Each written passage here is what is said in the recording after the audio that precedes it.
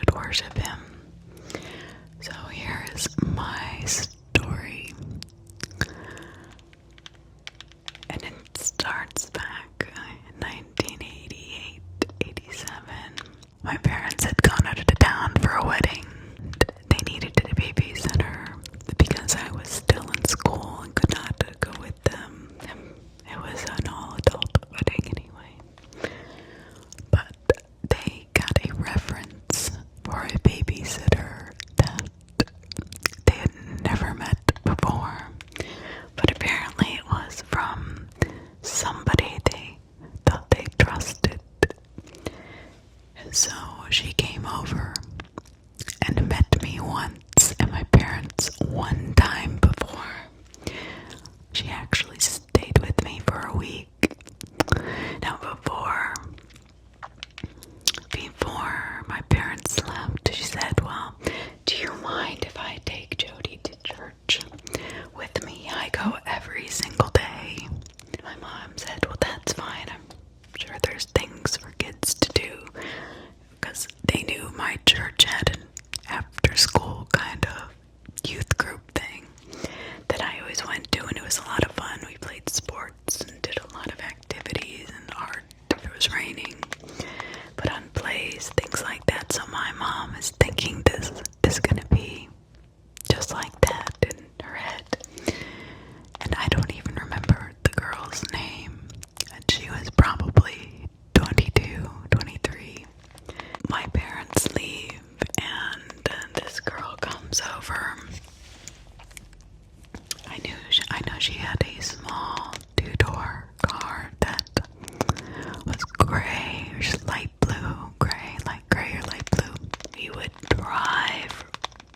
It felt like forever, but it was probably 20 minutes into the middle of the country, the dark, dark fields of Ohio. We'd go every night except for the 2 nights I had to be somewhere that week, because she had to go to church every single day. I went with her Monday, Wednesday, Friday, Saturday, and Sunday before my parents got home late that Sunday night. I told my parents this. I would sit after their service in the pews for 2 hours at least by myself while she went off, and there were no kids, no people, nothing, and I would sit there and I can just remember the emptiness of this church. Could not hear anybody or what they were doing, as if they had all left the building. Now the lights were on. There was a secretary that I could speak to, and she kept telling me, oh, she'll be back, she'll be back.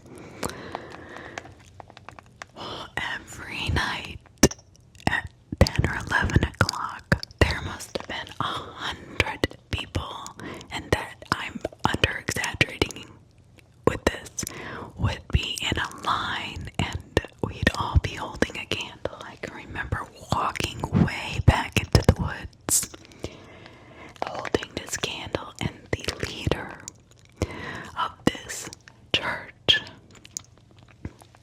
would be at the very front. I mean, I'd be lying if I said that it felt normal in any way, shape, or form. It just did not feel right. We would just walk, and there was this trail to this place, this clearing. We must have walked a good mile out into the woods. At late at night, too. It was as if they didn't want anybody to see them, but they weren't around anybody anyway. And they would bury this something. Oh, I never saw what it was. She always kind of pushed me back and said, well, just stay right here. I'll be right here. I mean, she wasn't mean, but she was very nice, but strange, almost like she was under the control of somebody. She was very calm and very sweet, almost in a fake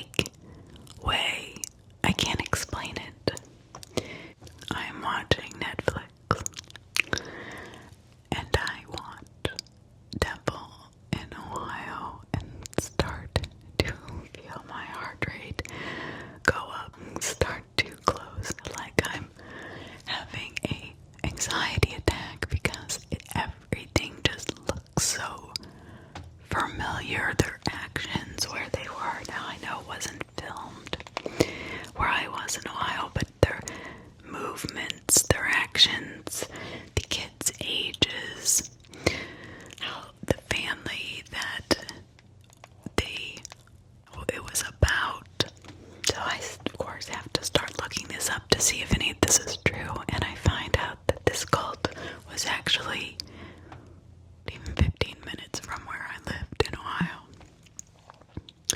And the leader's name was Jeffrey Lundgren. Now, he was eventually put to death. However, they had lured this family of 5. The daughter was around my age, and the parents were around my parents' ages at the time. It walked them into a barn. Apparently, this family was having doubts about him being a prophet to Jesus, or he just thought that he was a narcissistic, egotistical maniac. He didn't like this, so he lures the father in first. He shoots him. Now in this barn, this Jeffrey Lundgren guy, right by where I lived in Ohio. Then the mother, then the 3 children. I'm looking at the pictures of the 6 people who helped them lure the family. I recognize one of the women. No lie, it was her. A couple years older, but it had been a couple years since she had babysat me. It's not even the strangest part. I mean, I'm getting chills telling this because I have told the story being babysat by this strange lady and then bearing something. And most people are like, that is really weird, Jodi. It doesn't sound right. But I couldn't really connect it to anything. But I'm looking at all of these women, and one looks so familiar, and I was like, that's her. That's the woman who babysat me. Now, during this time,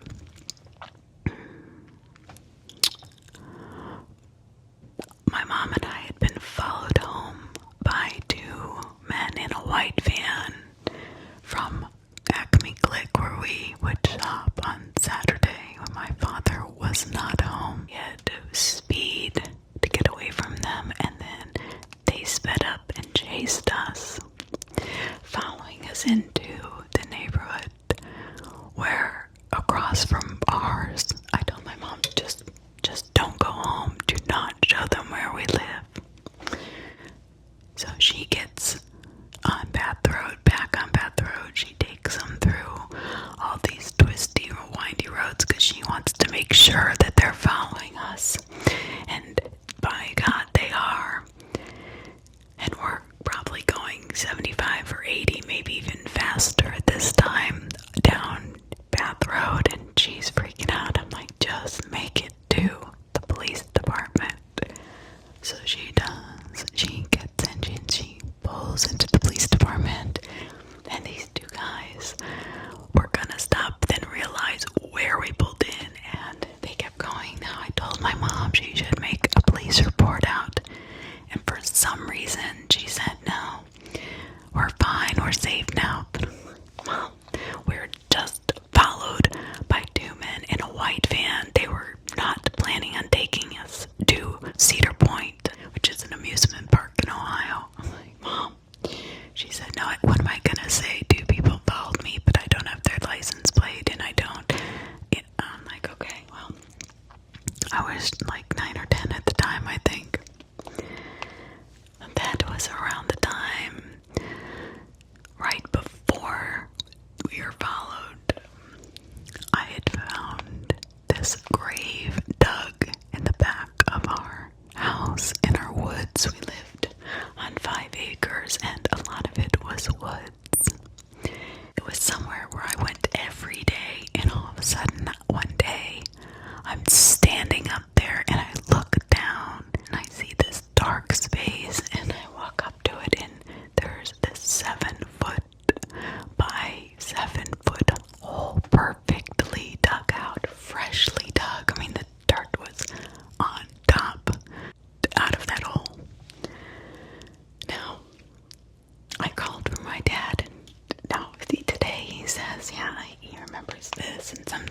doesn't remember it, or I guess it's fuzzy in his mind, or maybe he just doesn't want to talk about it.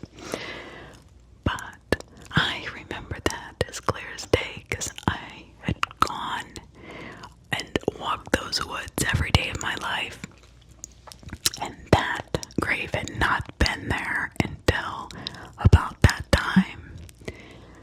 So that was another very strange thing. It was deep enough to bury all three of us and my dog. So then about I would say in my mind, and it could have been less time or more, when you're a kid everything goes by so slow. Well, it felt like a year, but it was probably less than that. That one night my dad comes running into the house, which I thought was odd, and he's like, "Where is Heidi?" And I said, "Well, I'm sure she's out there running around somewhere." And he is frightened. You can tell that he is white as a ghost. Something, he knows something, and he just has blocked it out of his mind, and he will not tell me. Because I'm like, "Do you remember that night when you came home and came running in the house and wondering where Heidi was?" He and I both ran at top speed, and he's screaming at me not to go down to the road. We lived on a cul-de-sac, and there is that white van sitting there right at the end of the cul-de-sac, like they were waiting for me. And they must have grabbed my dog that afternoon, because we had gone for a walk, and I never saw her again, which has been very difficult, because she was the best dog. But she saved my life, so I'll tell you what. When we called the police, because my dad did see that, and he did call the police, and the police said that it was either that it was a disgruntled employee or a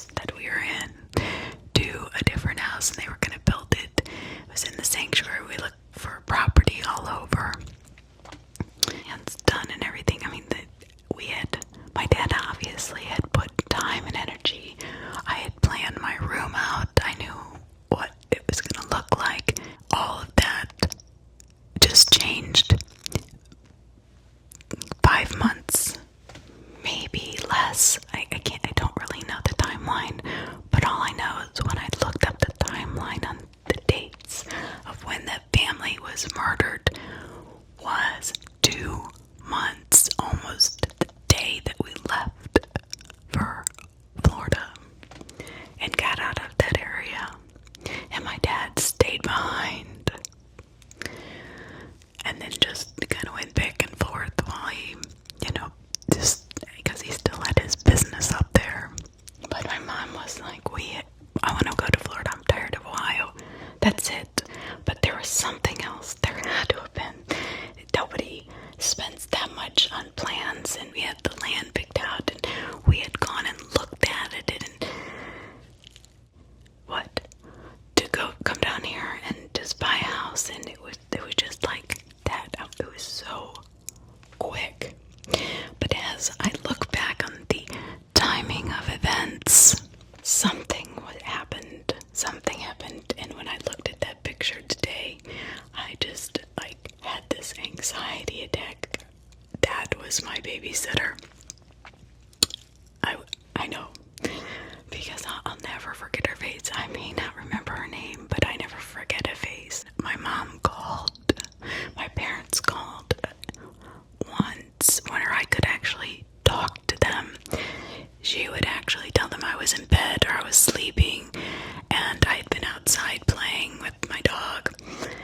But she would never leave me alone with my mom or dad to tell them what was going on. And I said to them, something is not right. Jodi, you're just so, you're overreacting. This is all in your head, I'm sure. When they got home and they realized how terrified I was. I have no proof of this. All I can say is that in my gut, I have always felt like something was wrong. With that whole situation, the fact that I was in the church for hours by myself, and there were hundreds of people there, and I never heard a single peep.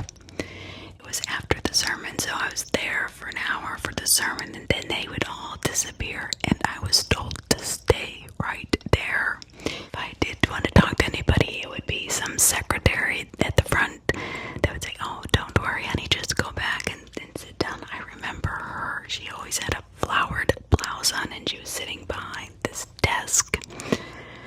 But that's all I remember.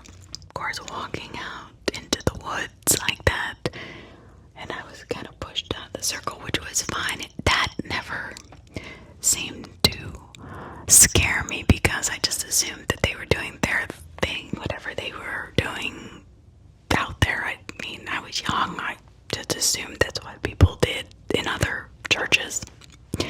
I don't know. I don't know what people do in other churches. I know that I've been to a lot of different denominations.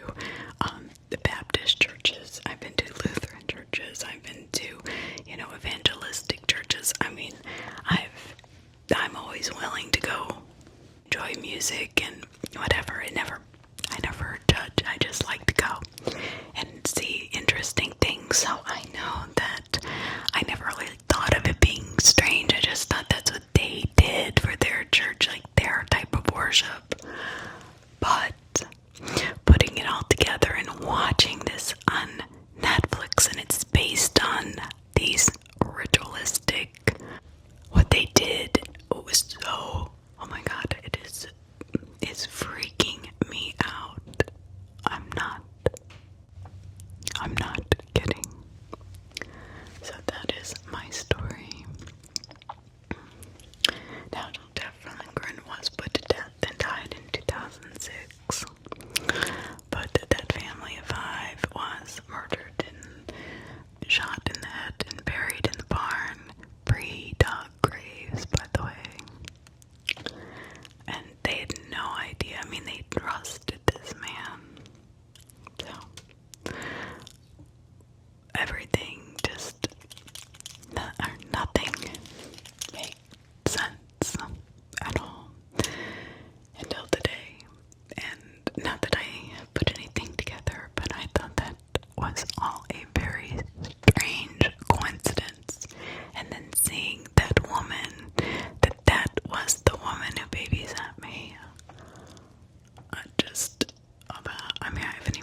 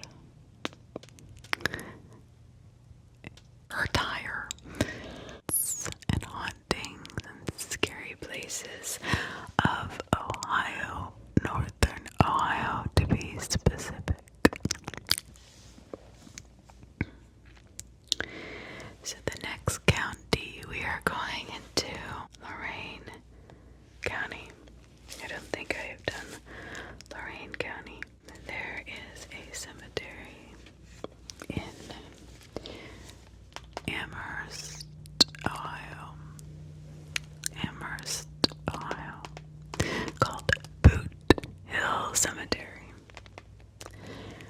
It is a cemetery that is overgrown and long forgotten, as many cemeteries are in northern Ohio.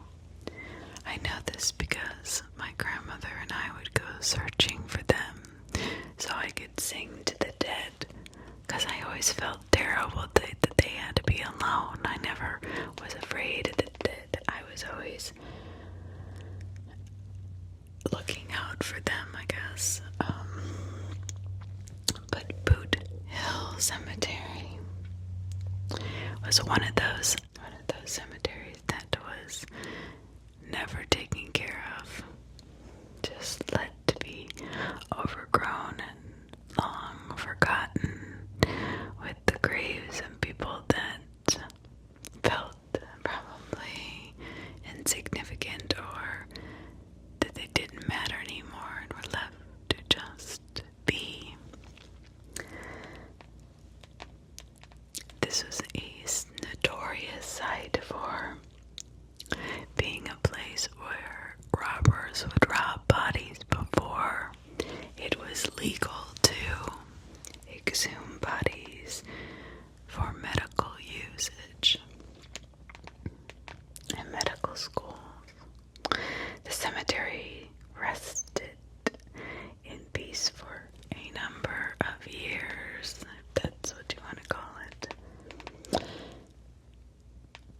But then a group of boys who were initiated into some kind of group, or I don't really want to call it a gang because it wasn't a gang, but it was some kind of initiation, and they had to go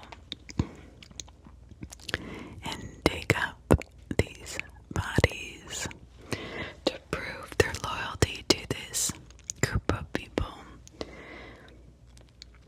Now, as they started to dig, they were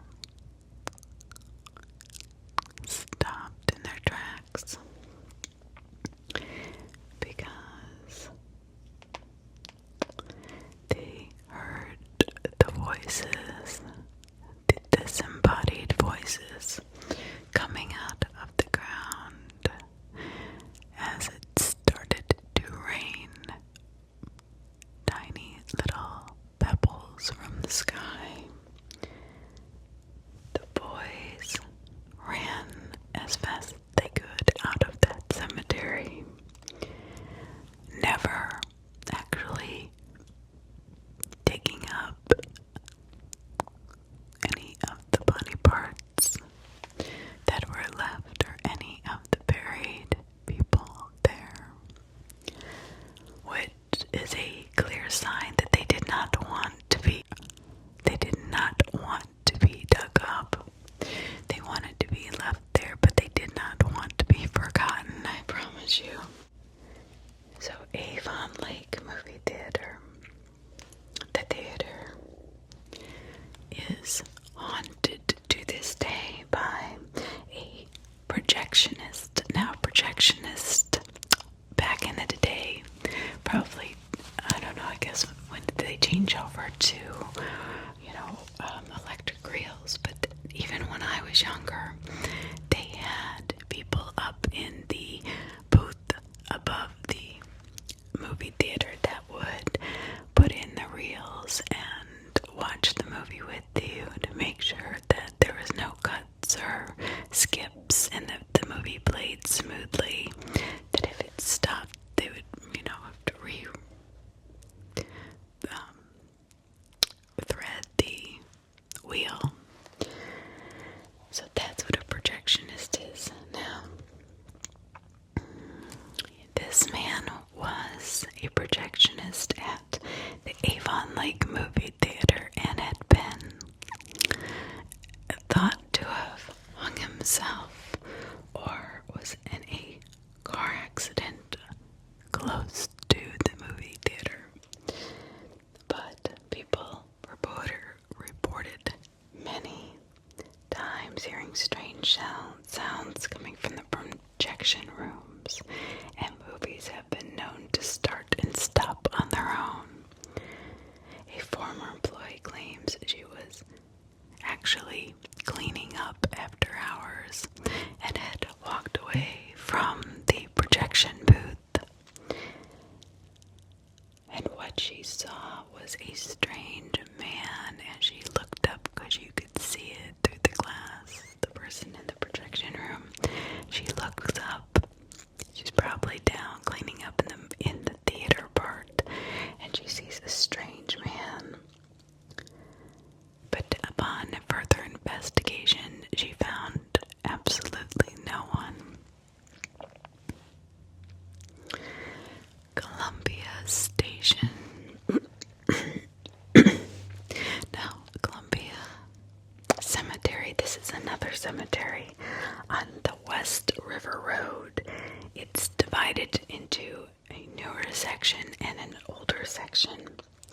I have heard this story, but it's not really scary. It's more that a little girl has been known to run across the cemetery clear as day, stop at a grave, and then disappear into the ground and into mist. She kneels down and just disintegrates into the ground. And a Myrtle Hill Cemetery. Now, Myrtle Hill Cemetery, it sits on top of this hill. Now, it contains an old tombstone where witches were buried, or supposable witches. A large marble ball that marks the grave as a warm feel and gives off a strange mist all year long. Elyria, Ohio. Allied Waste Management. Now I want to tell you a little story about Cleveland and Allied Waste, or any of the garbage or waste companies back in the day. There were many different little independent garbage companies, but the mafia came in and quote unquote bought them out, if you know what I mean. Not saying that they killed them all, but I'm sure there were some issues there. Employees have seen dark, shadowy figures in the building. The doors open and close without any provocation, no explanation, no people there opening them and closing them. The lights will turn on and off rapidly in a vicious manner, clearly letting know the living that there are more than just them living there, or that are there. Footsteps are heard upstairs with no one else in the building.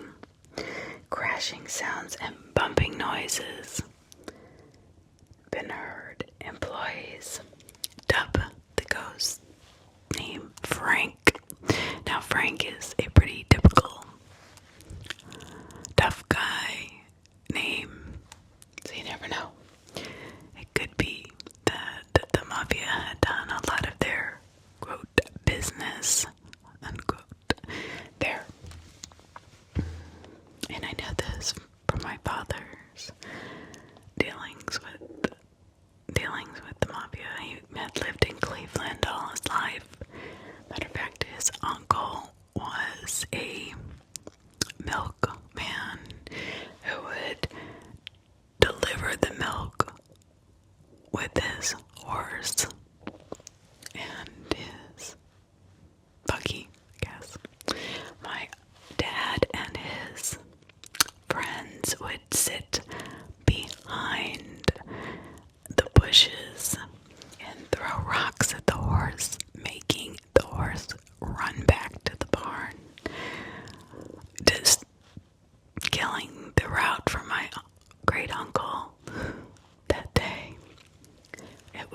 him up so bad.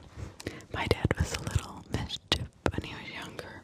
Well, he still is, and I'm not allowed to say his age on my channel, but he is a little bit older now, let's just say that, and he's still mischievous. So, it keeps him young. So back in Elyria, in Cascade. Now, if you are from Cleveland, you've been to the Cascade area. It is said that if you go up onto the rocks at night, you can see a fire with people around it. You can hear howling and screaming by the falls. Reports of shadowy figures on the swings are very common. To me, this sounds like a place where witches or occultists hung out, and possibly malevolent spirits. Dark figure shadow that is not usually a positive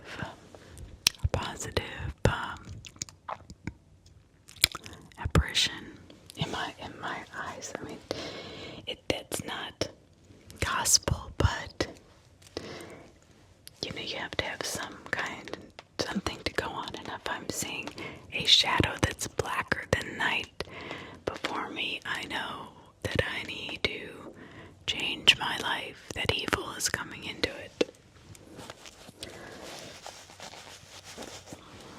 Got Goats Brook Curve. On the night of July 16th, 1903, E.L. Gavin was killed in a horrible trolley wreck on the Goats Brook Curve.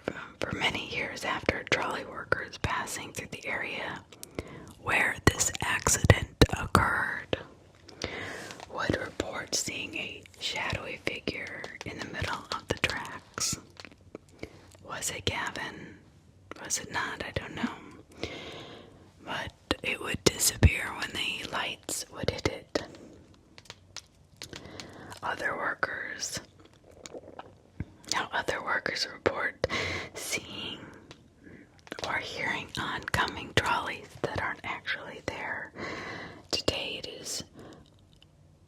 the area is along the Oberlin Elyria Road between Russia Road and LeGrand Road, which I'm very familiar with. Elyria High School. It is rumored there are tunnels beneath the high school, and they are haunted. But nobody knows why, and I call bull on that. Somebody has to know what those tunnels were used for. People just don't create tunnels for no reason. You don't build tunnels underneath the school just to build tunnels.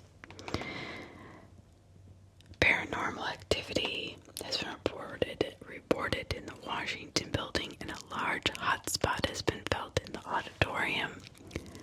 I don't know if that's necessarily paranormal, but it is strange. Maybe it's a gateway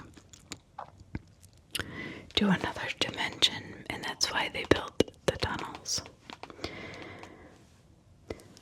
I think a lot of the old practices that we don't really believe in today allowed our minds to expand a lot further out of its comfort zone than we allowed today. I think modern technology in a way has forced us to stop focusing inward and start focusing outward, taking our powers away from what our minds can actually do.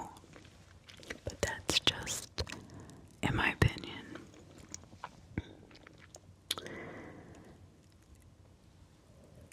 So in this high school, Elyria High School, security guards that walk the grounds at night apparently report seeing videos of a person running down the hallway on the camera monitors at night. So there is actually proof of this on film. The guards check all the windows and all the doors, finding them locked and no one else is in the building. St. Agnes Church. Neighbors of the church say it is absolutely a haunted church. People will ride their bicycles near the church. They have been literally knocked off their bicycles by unseen forces. Now that's a pretty powerful force. Bats are said to fly around the top of the church all year round, which I don't find all that strange because I love bats. Bat boxes I put out everywhere. Do you know bats will eat like 3,000 mosquitoes every minute or 1,000 mosquitoes every minute? They're fantastic mosquito eaters. That's a tidbit of information. Vermont Avenue. So witnesses walking down Vermont Avenue in Colonial Oaks Mobile Home Park at the Devil's Hour, 3 a.m. have reported the sound of gunshots near the home where a family was murdered years ago. Now, I did not know this, and I'm gonna have to look this up. Some of these are really interesting. I got this off of the Ohio website, ohio.org. It's in the ohioexploration.com, and there's just a bunch of Ohio websites, either run by the government or run privately, that have so much information on all these haunted areas. So, Lorraine. Now, Lorraine is somewhere I'm very familiar with, and so is Illyria. But the Duane Building, built in 1901, give or take a few years, is known as the Arcade.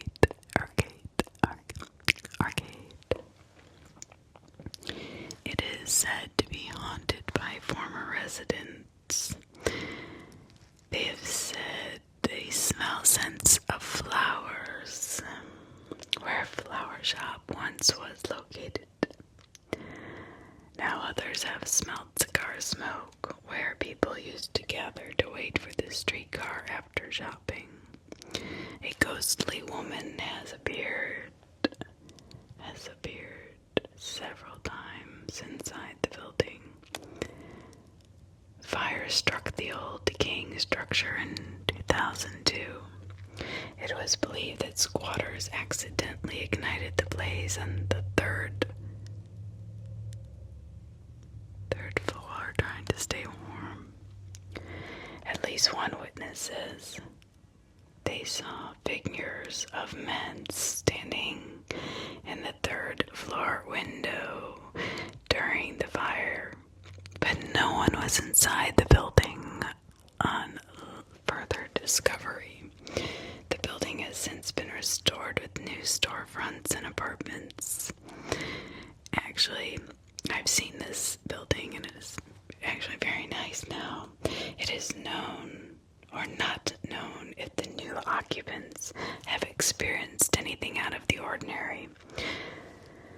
Now, if a series of ghosts will allow something to be restored, it is usually that they either move on or are kind of dormant with their surroundings. They're kind of getting used to it. They're maybe confused. I have heard that before. I don't know. Let me know. What do you think? G Street Park.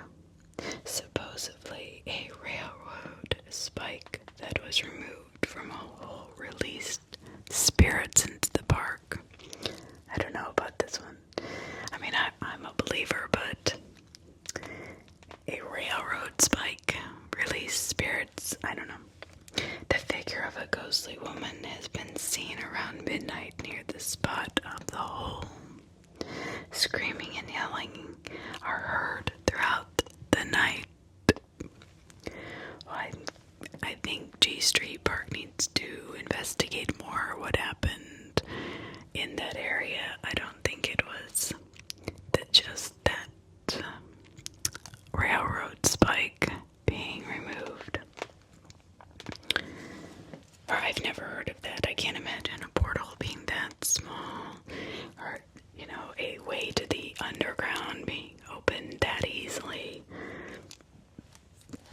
maybe it was. Maybe there's something there. I don't know. I haven't seen it myself personally. This is just what I found in my research. So I'm trying to get a trip up to Ohio and Pennsylvania area again this fall to go see my friend Lindsay, and I'm gonna look at some of these places because it's really close to where she lives, definitely within driving distance, and check some of these out and take some pictures. Yeah, that happened last year, and this one recording I had, I had her listen to it. You can hear the screams of something disembodied. It was not people. And it was about 3 in the morning. I'm out there by myself, and I can feel these spirits looking at me, or something looking at me. And I don't know if you remember when I read the book about the Amish man who had murdered his wife. It was pretty intense, but he had hung himself not even a mile down the river we were staying on. And I did not know that when I rented the house. But you can hear a woman screaming through the woods, and I had it all on my, I recorded everything. The problem was, it erased itself. It was really weird, because out of all the stuff that I got, I cannot get that back, and I don't know if I erased it or something erased it, but I'll tell you, I had my daughter listen to it. I had Lindsay listen to it, so I know that it was on there. I don't know what happened to it, but so Longfellow Elementary School. Moving on. Longfellow Elementary School. The area around the school is reportedly haunted.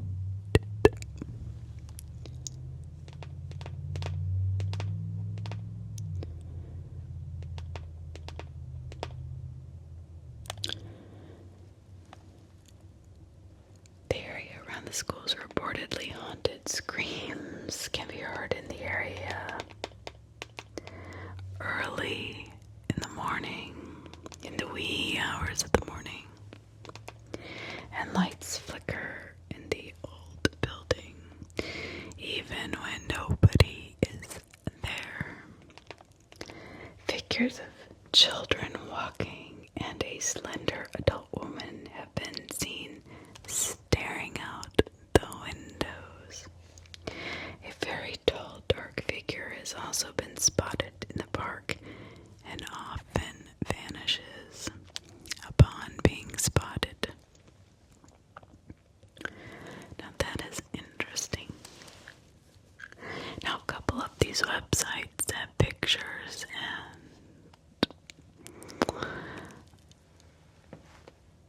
video recordings as well, so I'm thinking I'm going to find out if I can get a little bit more information on some of these and put together a video that has these recordings so you can listen to them and see the pictures, because a lot of ghosts have been recorded on camera. Whether you're a believer or not, there are just some things that you cannot deny. Old Lorraine High School. One can hear basketballs bouncing and people talking on the second floor gym when no one is there. The locker rooms were located beneath the gym, and when the sounds were investigated, nobody's around. There is a yellow brick road, quote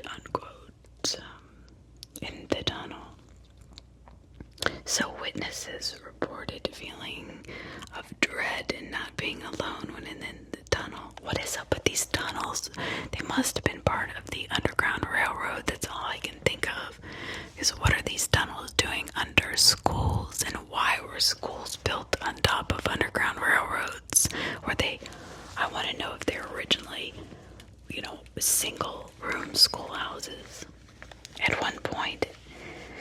But it just doesn't, I don't know, that seems very odd to me that a modern day school would be built on either a burial ground, an Indian burial ground, or a underground railroad where there's tunnels. But so there's no tunnel, or there's no underground railroad history. Then why are these people up here building tunnels? What were they doing? There's a lot of activity in Ohio that is very curious to me, and very strong. There's a strong presence of the paranormal in that area. So, back to Old Lorraine High School. These tunnels. This is especially due to all the old black and white photographs that hang on the walls, staring into the tunnel. So,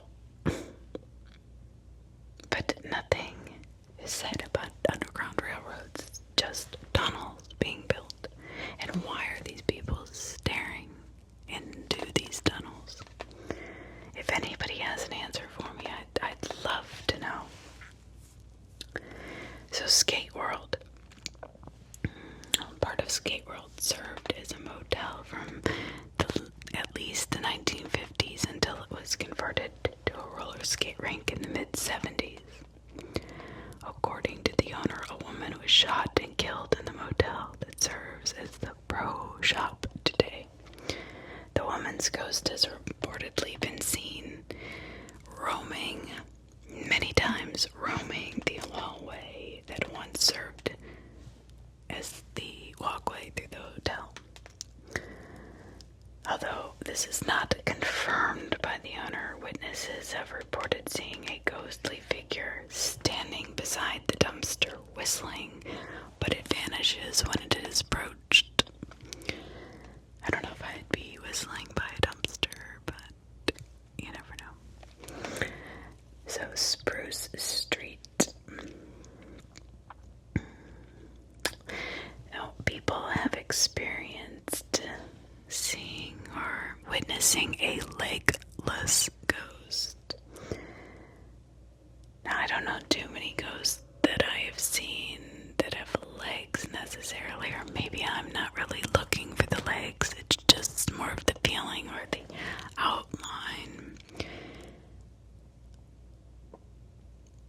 But that's interesting. Wearing a black cape, gliding along Spruce Street.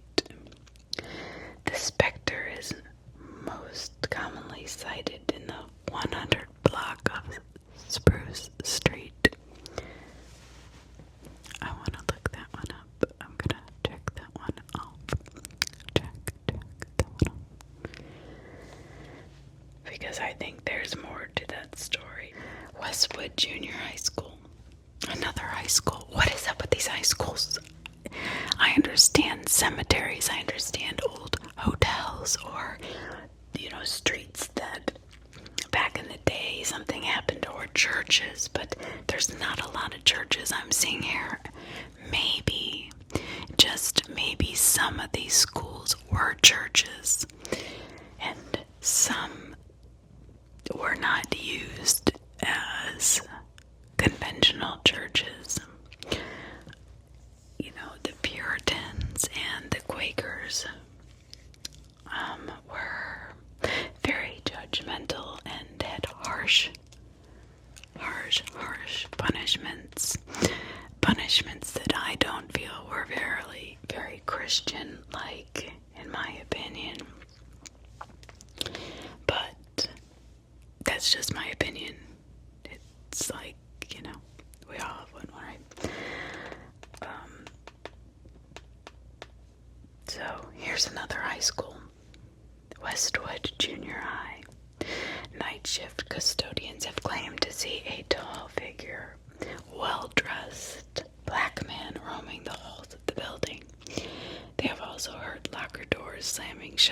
voices of children, chairs being pushed off the tables, weird knocking, weird knocking sounds, and the feeling of being watched strangely. On rare occasions, probably heading up to a full moon, I guess. Money is found in places after the custodians clean up. So after these paranormal figures are seen, money is found. Now there is a well-dressed black man roaming around. Must have been of some kind of, upper class status at the time, having money, being probably very appreciative of his position, and wanted to help, wanted to give back. I'd be interested to visit them and see what he has to say. Usually, I don't know why, there are certain places I feel that ghosts want to talk to you or want to communicate in a positive way. Others want to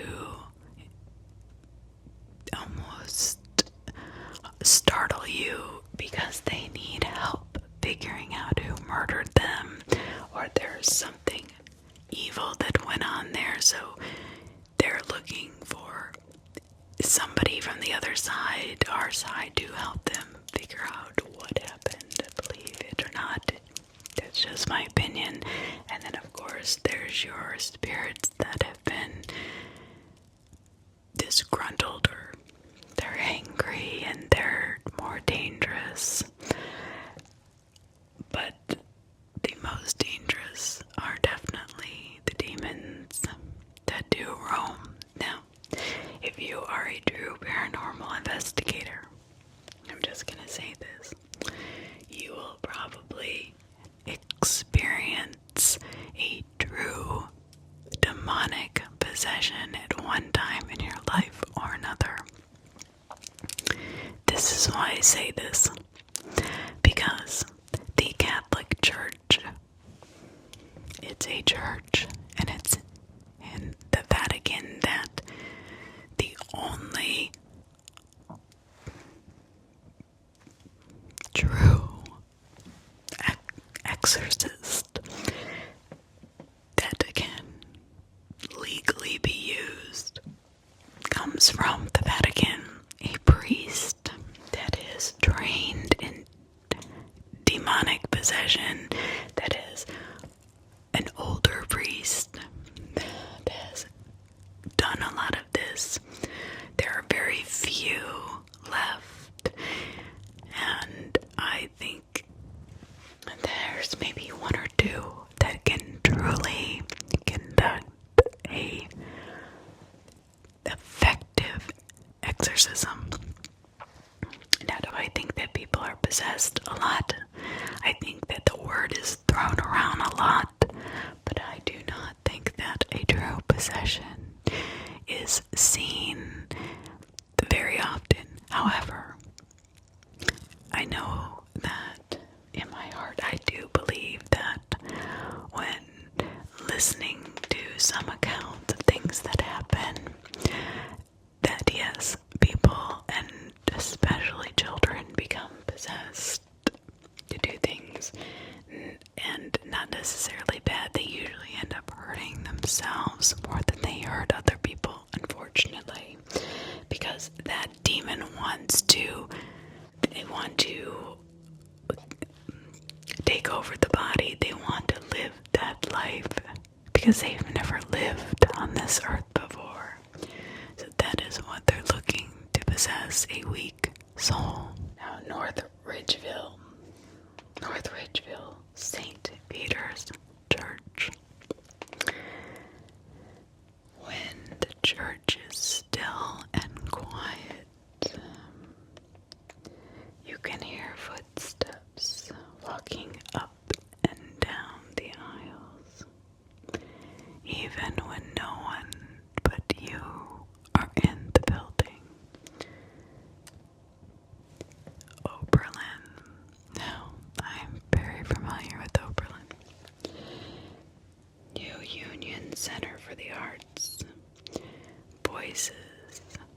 disembodied voices can be heard when the building is empty.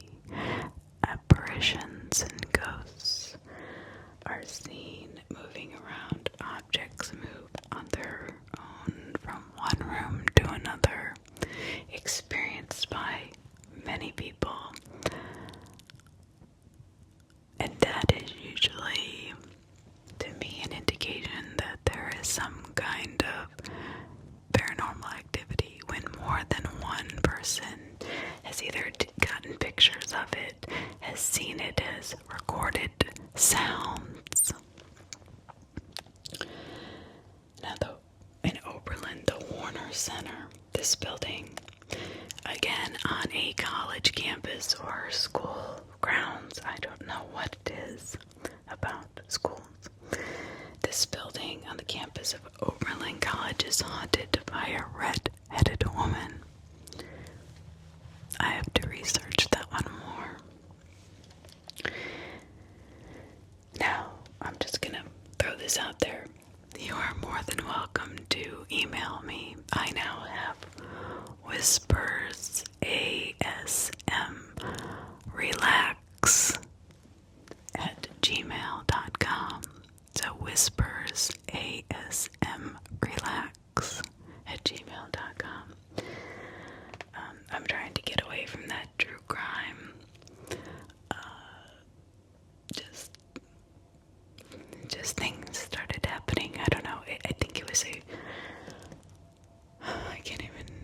You wouldn't believe me if I told you, but ever since I changed my name, strangely enough, things have been getting better for me emotionally, for my dad, for my daughter, for my house. I mean, it was too much. Not that I didn't love, I almost held on to it like a part of my mother. I'm sorry, this is off the subject, but my mom and I always watched true crime together, and I think it was keeping me stuck in that I couldn't really move on past being so encapsulated in the sadness of missing her. I mean, I would leave it on all night long just to listen to it in the memory of her, and it was a strange comfort, but not a healthy one. So now I just look at her pictures and her old high school pictures and stuff, and read all the things she wrote about my daughter, and more positive things. Moving on. Sorry about that. It's early in the morning, and I'm a morning person. So I'm a chatter in the morning. I used to drive people crazy that I'd work with. So legend says Sheffield Middle School. There's a legend that a young student was found dead by a janitor. Again, a damn school. What is going on in these schools? After drowning in the pool. The area around the pool is supposedly haunted by her spirit. But the pool has not been used since the incident. But her apparition has been seen in the hallway at the entrance to the pool. Okay, so now the Ohio Exploration Society has a note here, and it says, OES has learned that there was never a pool at the school. There were never any swim teams for schools in the area, so there was no need for a swimming pool at the school. So take that as you want it. So I don't think this. I'm gonna debunk this. I'm gonna say no. This is not true. That's what this is. There's a few societies in Ohio that private and part of the government that will actually go to these places and try to give up-to-date information, and if anything comes up, they will tell you. Go to ohioexploration.com, go to ohio.org, go to visitohio.org.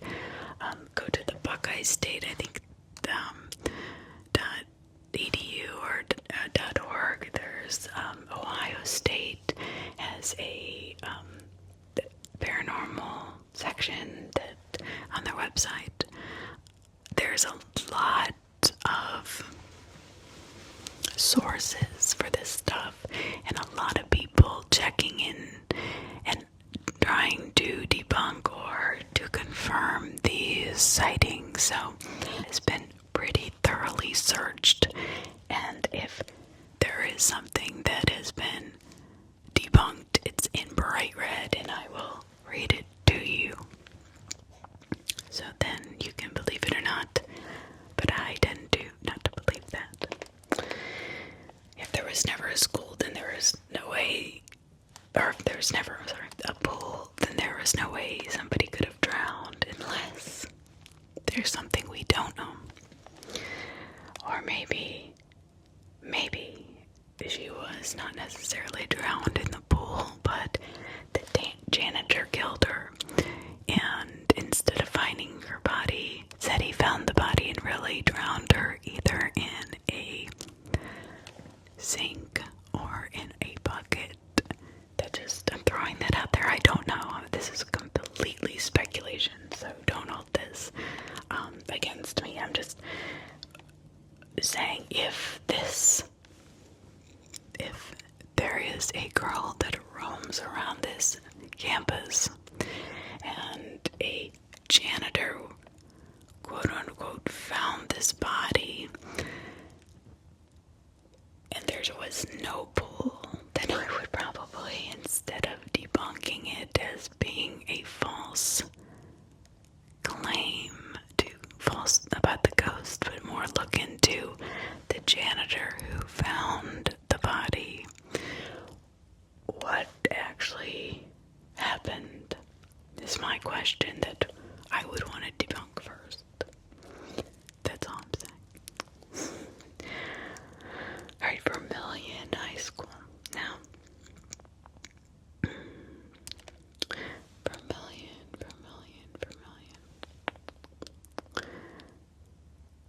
I have to look this up in the map, but anyway, I know a story about Vermilion, but I want to cross-reference my notes with this other person. But anyway, Vermilion, Devil's Heartbeat, also known as Dean's Hollow. This is an old, dangerous oil derrick in Vermilion, and it is claimed to be very haunted. You can see a blinding blue light at night and hear booming sounds like a heartbeat.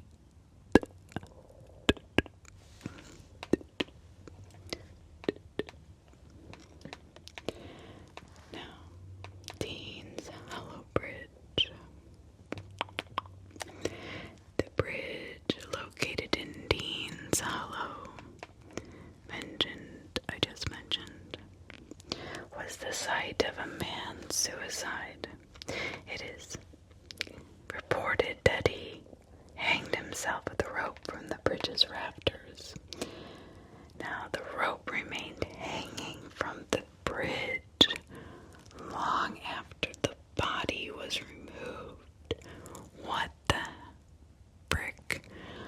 Why would anybody leave this man's obvious tragic death? And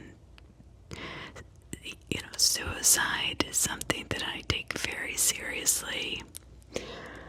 I've had too many friends kill themselves intentionally by shooting themselves or hanging themselves. I've had family members that have taken their lives and others into their own hands and have killed them all.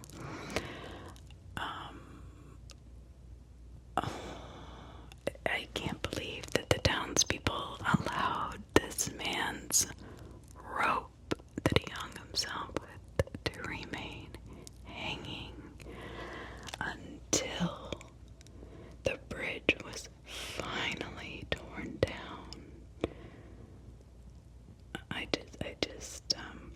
And a new one was built.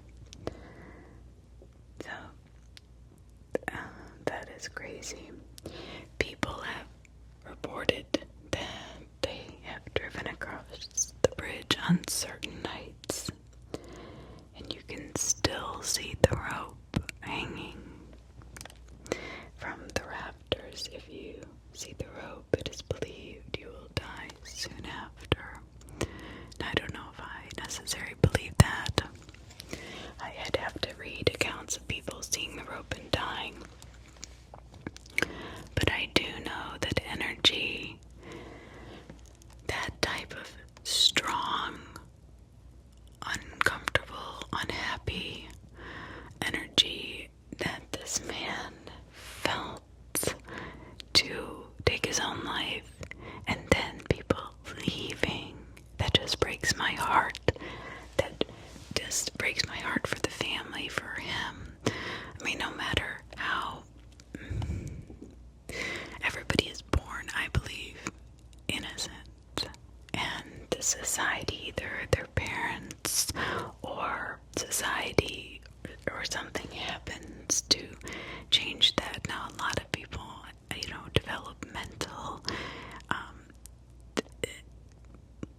disabilities or are chemically lacking that make it so that they have less control over these feelings of utter sadness and depression. Yes, but I mean, I can go on and on about this, but the fact these people left the rope hanging, whether he was a good or bad person does not matter in my book. That is just energy will hold itself. And yes, I can very clearly see why people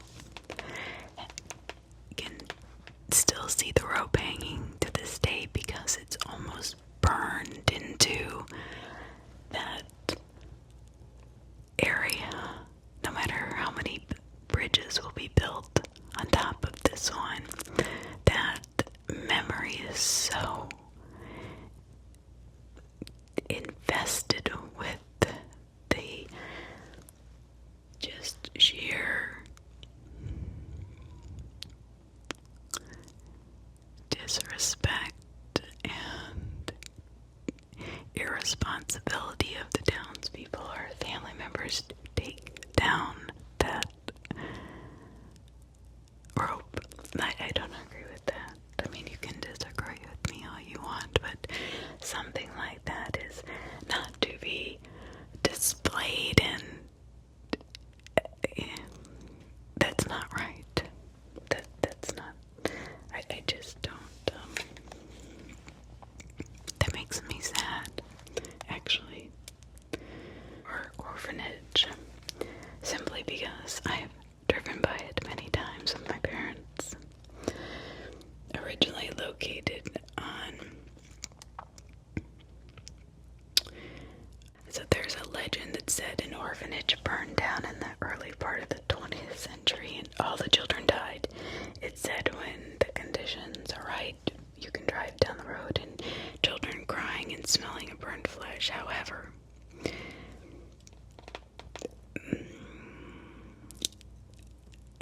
it was really hard for me to believe this because I don't remember this orphanage ever burning down. So, further research, and this is what I love about this website, because I want to know if people actually debunk this or go and look at it just not on face value and people's claims, because it's like the grapevine effect. You tell somebody something, and at first, the first two people might get it right, but by the end, instead of Sally went to the store for some bread, it's Sally died and was shot in the head. Literally. I mean, have you ever done that with a lot of people? We used to do that in school, how rumors get started. And tragically, as people interpret things the way they want to, rumors can be spread and very detrimental, so be careful not to talk about other people. Do not spread rumors.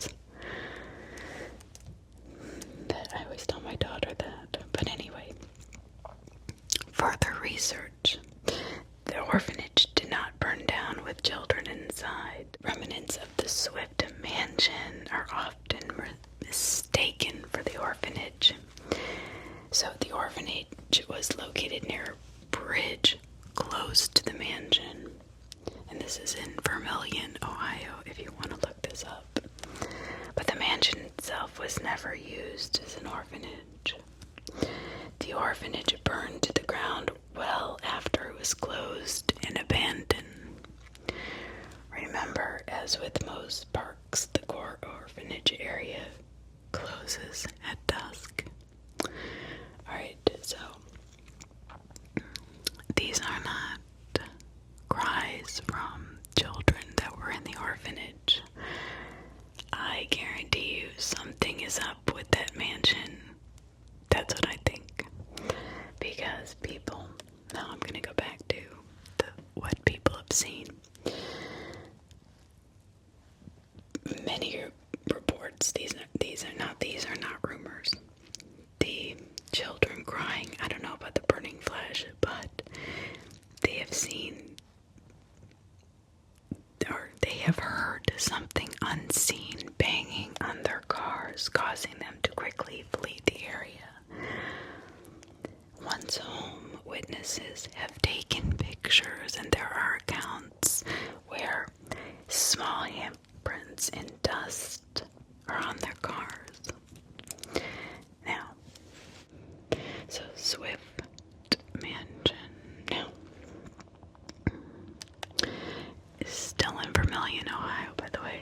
Alright, so Swift Mansion, also known as Swift Hollow or the Old Swift Place.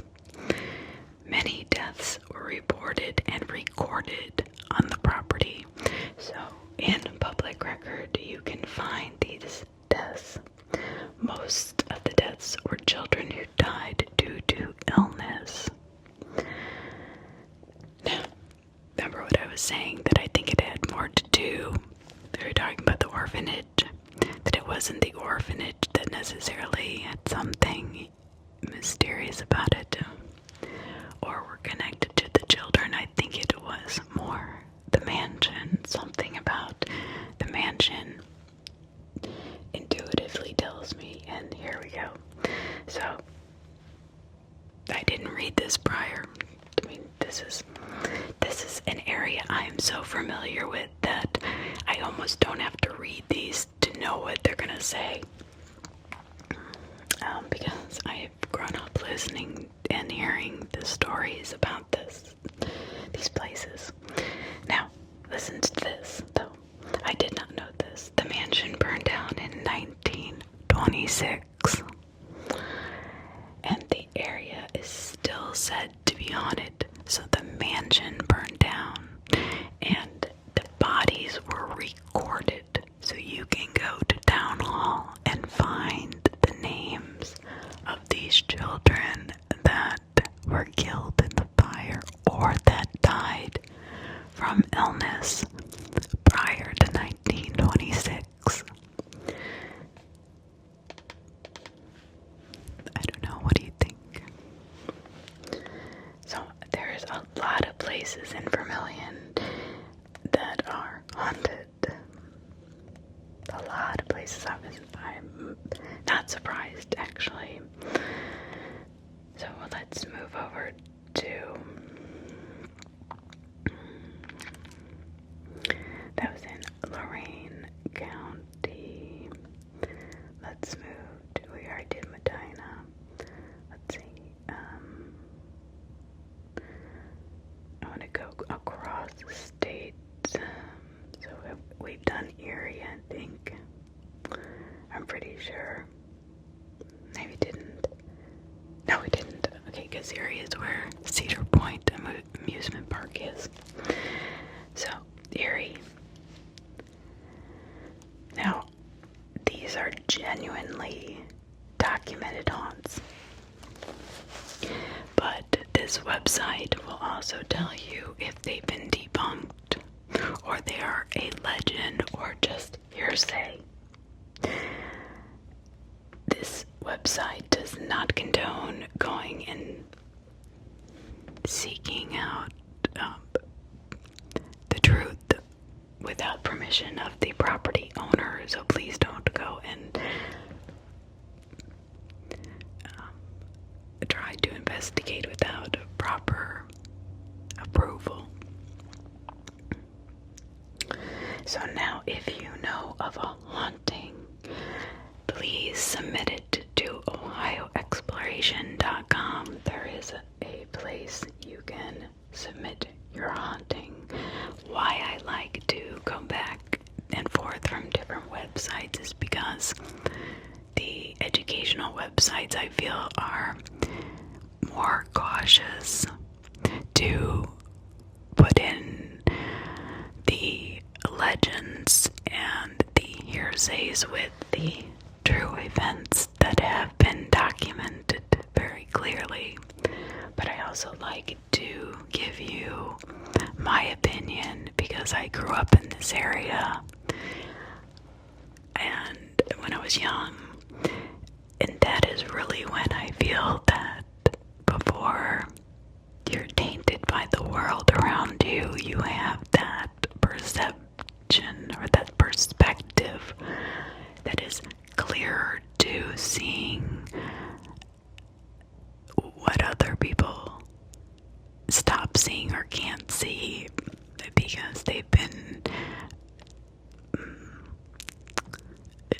shaped by society's ideologies. Let's just say that. So, just Dahlia. Cemetery. It is said that if you drive your vehicle through the cemetery at night, the vehicle will stall and you will hear yelling and screaming coming from the center of the cemetery. If you see smoke after the commotion stops, you will see your own gravesite on the way out of the cemetery. I don't know if I believe this, but it doesn't say it's been debunked or it's hearsay, so this must be on record somewhere. I'm going to double check this one because this is very interesting. I've never seen this. Now, Cedar Point Amusement Park. I have a story about this because we used to go a lot. My friends and I, we were singing a song in the booth. They had this where you could, this karaoke where you could record yourself. Well, very clearly there is another voice. Now, they did not dub music or other voices into this recording. It was just purely you singing. Now, they would give you backup music, but no backup singers. And a strange voice came in between my friend and I, very clearly, when we were at Cedar Point. I wish I still had the tape, but I was singing because you can clearly hear another woman come in and start singing over us, and she had a beautiful voice. And our friends, like my friend and I, were like, "Wow, I know that's neither you or I. That's an older woman. I wonder where that came from." So we asked the people, "Hey, do you have backup singers in these tapes?" They said, "No, we just have backup music." And we listened to the tape again, and the guy goes, "I don't know where that came from. It must be one of you two." But now, this is what made me think about it. Cedar Point Amusement Park. There's the Breakwater Cafe, a ghost of a little boy who drowned in the water just beyond the patio of the Breakwater Cafe has occasionally been spotted. That made me think, that might have been what happened to her. I don't know. Children can be mischievous, especially ghost children. Frontier Town Carousel. A ghostly woman who can be seen riding the military horse at the park's Frontier Town Carousel. Now, many people believe, now this is just a legend, that she was the wife of a man who carved the horse or woman on her honeymoon. she must have died there on her honeymoon. It was said the horse could not be photographed without mishap. Employees that worked at the park report hearing music coming from the carousel at night and occasionally find it spinning on its own, but backwards. Legend says, so this is a legend, the carousel originated from Michigan and was used by Al Capone to torture people before dumping their bodies into the lake. Remember I was talking about the mafia? There you go. Al Capone to torture people before dumping their bodies into the lake. Can you imagine being tied to a carousel? Not carousels creep me out anyway because of the mirrors and the music. I don't know. There's just something a little bit eerie about some carousels, especially old ones. There's strange presence or feeling I get when I get on an old carousel. Legend says also that it was moved to Pennsylvania Dorney Park in 1995, but the original merry-go-round or carousel's military horse still remains at Cedar Point in the Frontier Town Museum. Now my question would be, has there been any reports of hauntings on this military horse since they moved it and just kept the horse? So I don't know. So we're still in Gastolia in Cedar Point Amusement Park. So Hotel Breakers is the site of multiple hauntings. There's a balcony where a couple committed suicide together.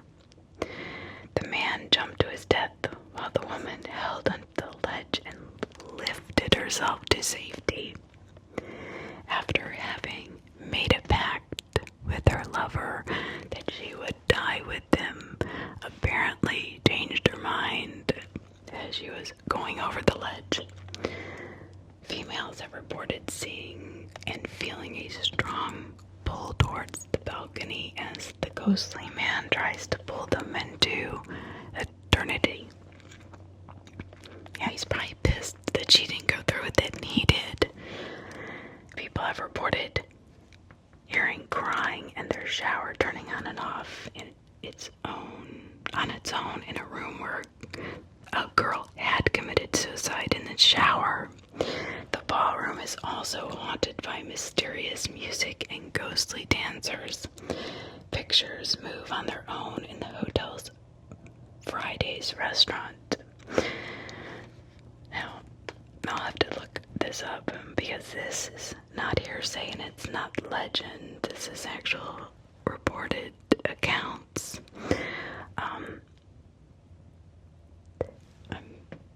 I don't know why so many people went there. Two suicides, a suicide pact. I think that's a lot for a hotel. There's obviously been more hotels that have had more suicides, but in a little town by Cedar Point, something's up. I'm gonna have to look that up. Huron, the city of Huron. Darrow and Burroughs intersection. The sounds of deadly car accidents can occasionally be heard at the original intersection of Darrow Road and Barrows Road. The intersection was redone a few years ago, so the new intersection is actually in a different location due to the amount of deadly car accidents in the old location. Interesting.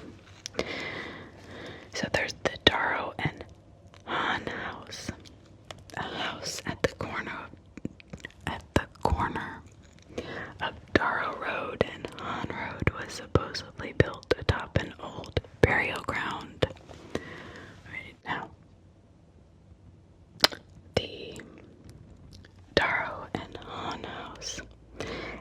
house at the corner of Darrow Road and On Road was supposedly built atop a burial ground. The tombstones were removed, but many bodies remained. As the story goes, there was a beautiful woman named Bethany, a name given to her since no one knows her real name, who died in a tragic death in the early 1900s. People have reported she was murdered, while others say she committed suicide. Mysteriously, both of her children died a month before her from an unknown illness. Their father had left them earlier. Bethany was found in the basement of her house with her wrist slit. Well, this is saying that she was murdered and committed suicide, but if she slit her wrists, her ghost is said to visit the home wearing a white dress. She is said to befriend children and watch over them. She shows a slight aggression towards men. So far, Bethany has only appeared to children. Well, that doesn't surprise me because, like I was saying, children have that sixth sense that we as adults, many of us, lose because we become programmed to ignore such things, and we're programmed by TV, and we stop seeing what's really there and start seeing what society wants us to see. Now, Kelly's Island, the 4-H camp. The cabins of the 4-H camp have said to be haunted. Things move around when no one is nearby. Voices can be heard by the deaf. Now that's interesting. And people sometimes report seeing dark figures walking on the beach, only to disappear in the blink of an eye. And I find that interesting that deaf people can hear the voices because they're more tuned in. I'm telling you. So, quarry ghosts. We used to go to Kelly's Island quite a bit. I can talk, I swear. So, quarry ghosts. During the 1840s, Dennis Kelly ran a very successful limestone quarry beneath Lake Erie. A foreman ordered a blast in the wrong place and the entire tunnel collapsed. Many of those who died were never found. Their ghosts are said to haunt the remaining tunnels beneath the lake. Rumors say that their spirits pull down ships and may believe they were responsible for the 1936 sinking of the Sand Merchant. We talked about that ship earlier. 5 of the 24 survivors described feeling like they were being pulled under the water by unseen hands. I just want to bring this up. How many people knew that there were tunnels under Lake Erie? Did anybody know this? I had never heard that there's tunnels under Lake Erie.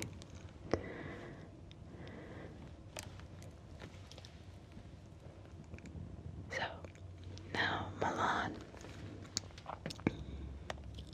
We're still in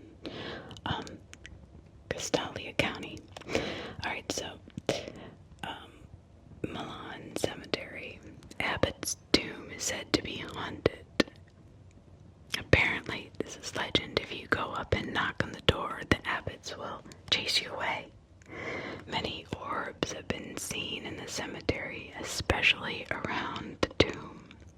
A cross-shaped tomb in the cemetery sometimes mysteriously glows at night. I'm gonna have to check that out for myself. I'm writing the ones down that I am curious about. Some are believable and others are questionable, and some are like, no, they're just legend.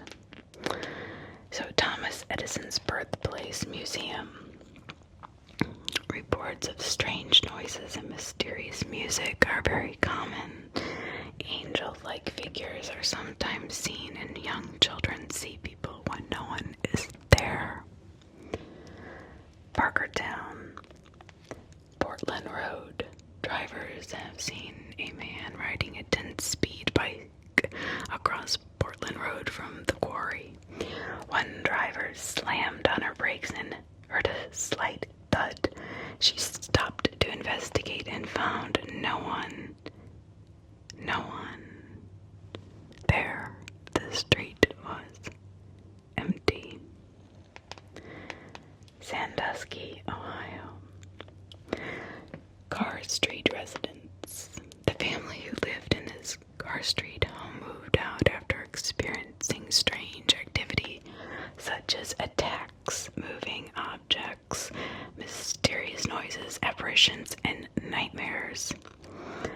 An entity has been haunting generations of family members there for years. The house was blessed, and the new owners have not experienced anything out of the normal. However, now that's interesting. I wonder who blessed the house that I'd be. See, these are the little details I would like to know, because a demon who is truly possessed the house. Because usually ghosts or apparitions aren't usually, I mean, if nothing happened at that house, I want to know what happened. Something had to happen there for ghosts to be there, for them to want to be there. And then it was blessed, and nothing has been seen out of the ordinary. One of two things. The blessing could have worked, and the ghosts have become dormant or quiet. Or two, the evil followed somebody out of there. So Cedar Point, we talked about. Cholera Cemetery. This lakefront cemetery is haunted by victims of cholera who were unconscious and buried alive. Oh my god, oh my gosh, that would be terrible. The cemetery went untended for many years due to people afraid of being infected with cholera. The spirits who haunt the place are said to be vengeful. Hell yes. My god, if somebody buried me alive, damn right I'd be pissed. I'd be really pissed. The Dollar General. I know this sounds funny, but this is on the corner of Cleveland Road and Huntington Road. It is said to be haunted because before the store was built, the Keller family mansion stood on the property. By 1922, all of the Keller family had tragically died. Elias, the father, died of an illness, and his wife and 3 children later died in a boating accident. 2 weeks after their death, an arsonist set the mansion on fire and it burned to the ground. Now that something's there. Somebody wanted that family dead. Whether it was money related or not, I would be curious to look into that further. So what has been seen there today, as of today? Sightings of apparitions along the Huntington Road, in Dollar General, and several homes along the road have seen ghosts. A driver witnessed a little girl holding a doll in her hand along the road. When the driver slowed to ask if she was okay, the little girl disappeared. Spectral music can be heard in the parking lot and odd lights are seen. Witnesses report seeing figures in the parking lot only to vanish.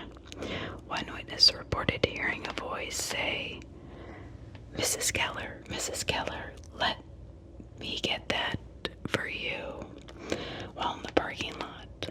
The other person in sight was more than 500 feet away. Lemon Harbor.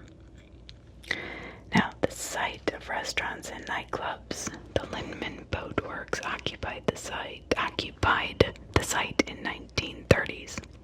A ghostly figure has been walking down the hallway of the Jumping Jupiter nightclub. Mysterious voices are heard and cold spots felt in the hallway as well. Patrons and workers at the Blue Heron dining area have reported feeling their hair tugged by unseen hands.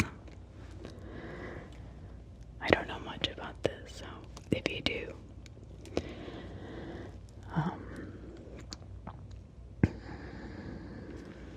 the Riverwell House. Alright, so the McGreen family was given a large sum of money as a gift in the 1800s. They argued among each other as to what they would do with the money.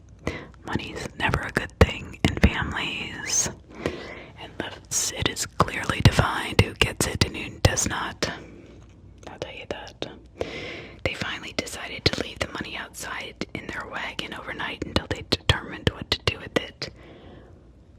Of course, as you may imagine, the next morning, the money was gone. Mr. McGreen was so angry that he killed his entire family and then hanged himself in the well. After this, mysterious happenings started to occur in the house. Doors opened and closed by themselves. Pets refused to enter the dining room. Okay, that is clear indication. Do not go in any place that an animal will not go. That is evil. Evil. Something was evil about that money. Something was evil about that house. And probably possessed Mr. McGreen. The doors open and close. Pets refused. Small fires would start themselves in the fireplace, and door handles often wiggled. Shadowy figures darted around the house, and images could be seen outside a huge picture window. The house itself mysteriously burned down to the ground in the 1970s, but the well remains. Nothing will grow within a 10-foot radius of this. This is not haunted by ghosts. This is the work of a demon. When things do not grow, when people mysteriously get money and kill their entire family, then hang themselves. There's a possession there. When animals won't walk into a room, that is pure evil. That is not something that a dog will whine at a ghost, or even just kind of look at it. Like, if an animal sees a ghost, it'll kind of just stare at it, or maybe bark at it. But if an animal is unwilling to walk into a room, get the hell away from it, okay? Do not press your luck.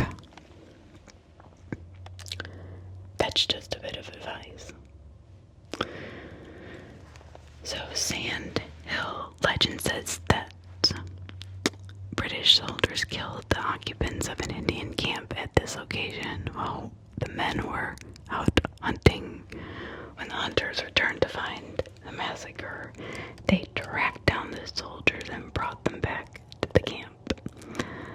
Obviously, you can imagine what happens. The soldiers were tortured, scalped, and burned at the stake. It is said that on an early fall night when the moon and clouds are as they were that night, you can not only see the flames, but also hear the screams and smell the burning flesh as the event had happened. Other nights you can see the Indian camp as it was the night just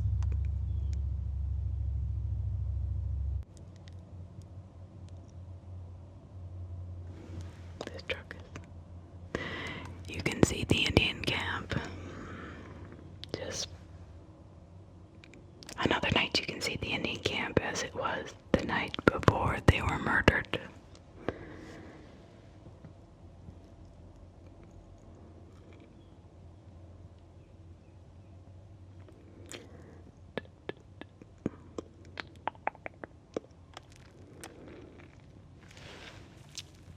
So Vermilion, there's a lot of stuff that happened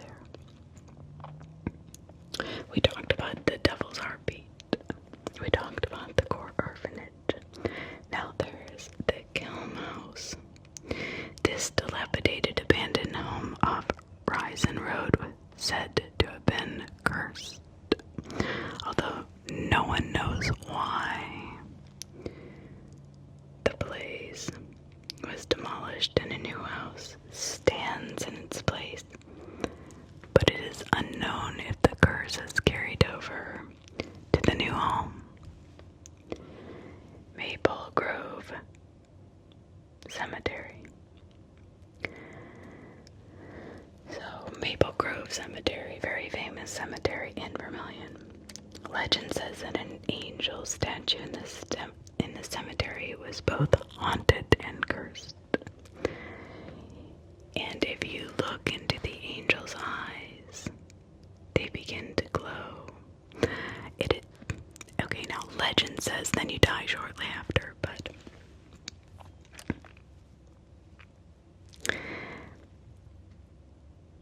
that seems a little far-fetched in my mind.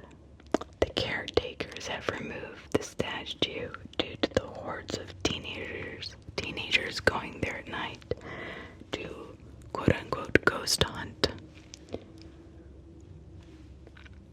I wonder what happens now. I don't know. Thank you. I love you. Have a great evening, great afternoon, great morning, wherever you are in this world. Thank you for subscribing. Thank you for watching. Thank you for listening, liking, commenting. I love it. I love interacting with you. I'd love to hear your opinion. If you've ever had any ghostly experiences anywhere in the US, I will be doing a full series on every single state in the Union. So there are some states